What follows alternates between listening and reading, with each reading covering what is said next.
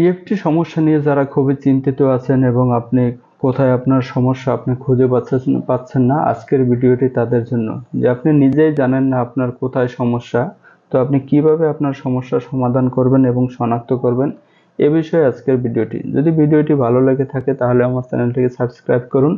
এছাড়া এরকম গুরুত্বপূর্ণ ভিডিও পাওয়ার জন্য সাথেই থাকুন। তো চলুন আজকে আমরা আলোচনা করি যে কিভাবে আপনার ইএফটির সমস্যা শনাক্ত করবেন। এর জন্য আমি প্রথমে চলে আসলাম আমি আমার মূল ভিডিওতে।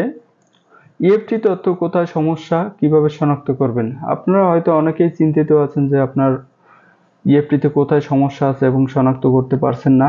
তো তাদের জন্য আজকের ভিডিওটি, যে আপনি কিভাবে সমস্যার সমাধান করবেন এবং কোথায় আপনার সমস্যা এটি শনাক্ত করবেন।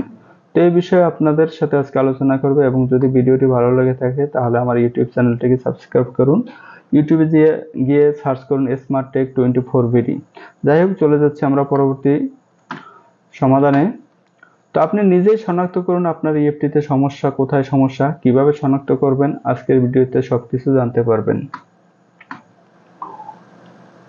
আপনি 4টি ডকুমেন্ট সাথে নিয়ে নিজেই শনাক্ত করুন ইএফটিতে সমস্যা কোথায় এবং কি কি ডকুমেন্ট সমূহের সাথে তথ্য মিলাবেন।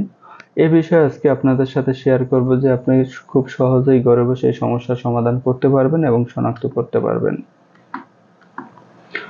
প্রথমত হলো যে আপনার সর্বশেষ এমপিও কপি সাথে নেবেন। যে আপনার যে এমপিও কপিতে কি নাম আছে, বাংলা নাম নাই যদিও, ইংরেজি নাম কিভাবে আছে আপনি সেটি আগে সাথে নেবেন।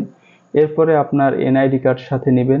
এরপরে একটি ব্যাংক প্রত্যয়ন নেবেন ইংরেজি, আপনার সার্টিফিকেট সমূহ। এই 4টি ডকুমেন্টস আপনি এক জায়গা করে নিলে পরেই কিন্তু আপনি খুব সহজেই আপনার সমস্যা ধরতে পারবেন, যে আপনার ইএফটিতে কেন প্রথম ধাপে বেতন আসলো না, দ্বিতীয় তৃতীয় চতুর্থ ধাপে কেন বেতন আসলো। যে সমস্যাগুলো যদি সমাধান না করেন তাহলে কিন্তু আগামী মাস থেকে আপনাদের এমপিও বন্ধ হয়ে যেতে পারে। তো যদি আপনার এনআইডিতে ভুল পরিলক্ষিত হয়, এনআইডি সংশোধনের জন্য আবেদন করবেন।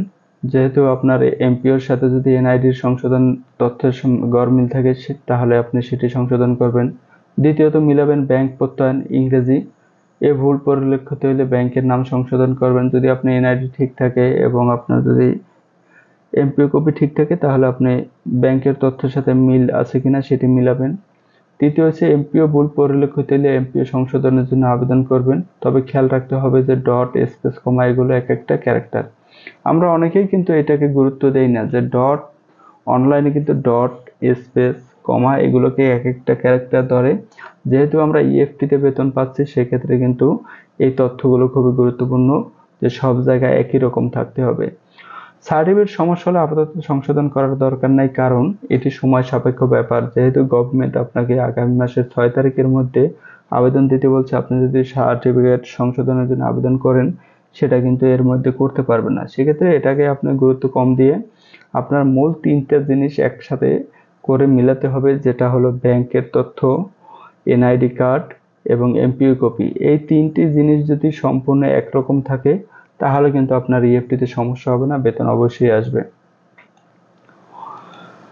তো আশা করি ভিডিওটি ভালো লাগছে। যদি ভিডিওটি ভালো লাগে থাকে তাহলে আমার চ্যানেলটিকে সাবস্ক্রাইব করেন, এবং ভিডিওটি দেখে যদি উপকৃত হয়ে থাকেন তাহলে অবশ্যই আমার চ্যানেলটিকে সাবস্ক্রাইব করবেন। এবং যে কোনো প্রশ্নের উত্তর, যদি আপনার কোনো কিছু জানার ইচ্ছা থাকে বা কোনো জিনিস যদি জানতে আপনার সমস্যা হয়, আপনি অবশ্যই কমেন্টস করবেন। আশা করি সমস্যার সমাধান পাবেন। তো আশা করি ভিডিওটি ভালো লাগছে। যদি ভিডিওটি ভালো লেগে থাকে তাহলে বেশি বেশি শেয়ারের মাধ্যমে অন্যকে দেখার সুযোগ করে দিন। ধন্যবাদ সবাইকে।